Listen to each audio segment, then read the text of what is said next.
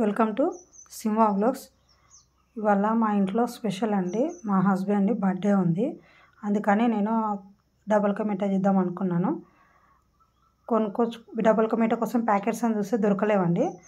ఇట్లా విడివిడిగా ఈ విధంగా చిన్న చిన్న వాళ్ళే కట్ చేసి ఒక ప్యాకెట్ కేజీ పావు కేజీ అట్లా అమ్ముతున్నారు. నేను తెచ్చుకొని ఇట్లా ట్రై చేస్తున్నాను. ఎలా వస్తుందో చూడండి, నా స్టైల్లో ఎలా చేస్తానో చూడండి. వీటికి ఏమేమి వాడతానో కూడా చూపిస్తాను. నేను టీ గ్లాస్తోన స్టీల్ది ఉంటుంది కదా, దాంతోనే నేను 2 గ్లాసుల పంచదార తీసుకుంటున్నాను. 2 గ్లాసుల పంచదారకి 1 గ్లాస్ మీద సగం గ్లాసు వాటర్ పోసుకొని చక్కెర అనేది కరగనియాలండి. 2 గ్లాసుల షుగర్ పోసాను కదా, ఇప్పుడు 1.5 కప్పు వాటర్ పోసుకుందాము.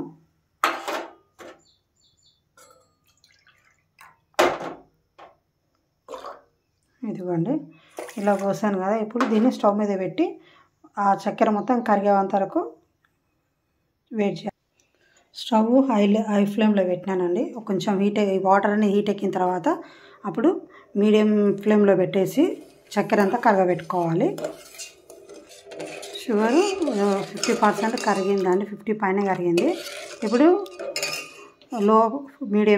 లో పెట్టేసి మంట అనేది లో పెట్టేసి ఇంకా మంచి మసలనియాలి.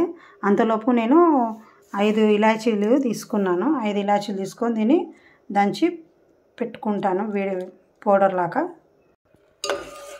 చూడండి, షుగర్ అనేది మొత్తం కరిగిపోయింది. ఇప్పుడు మనము దంచి పెట్టుకున్న ఇలాచీ పౌడర్ వేస్తాము. చూడండి, ఇంత కొంచెం దంచుకున్నాను.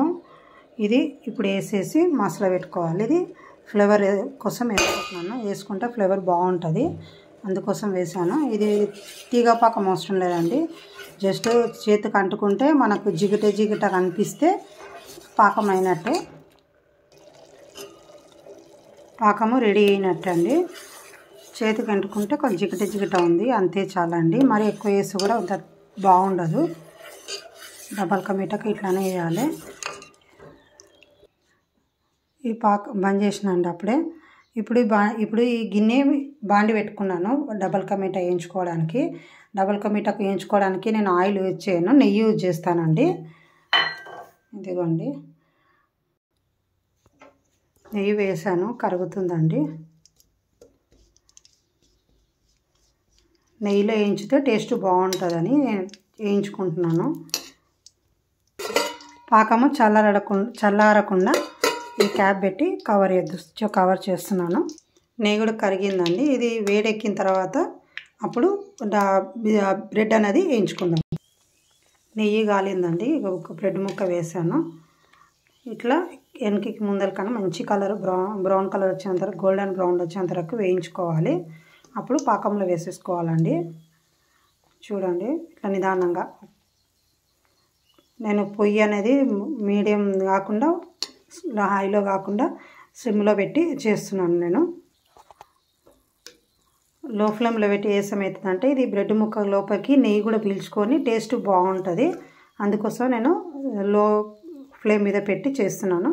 ఇప్పుడు గోల్డెన్ బ్రౌన్ వచ్చేసింది కదండి, ఇంకొక ఇట్లాని తీసేసి పాకంలో వేయడమేనండి. అన్నీ ఇట్లానే వేసేసుకుందాము.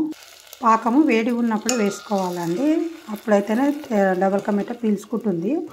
లేదంటే మరీ పీల్చుకోదు, బాగుండదు అట్లని.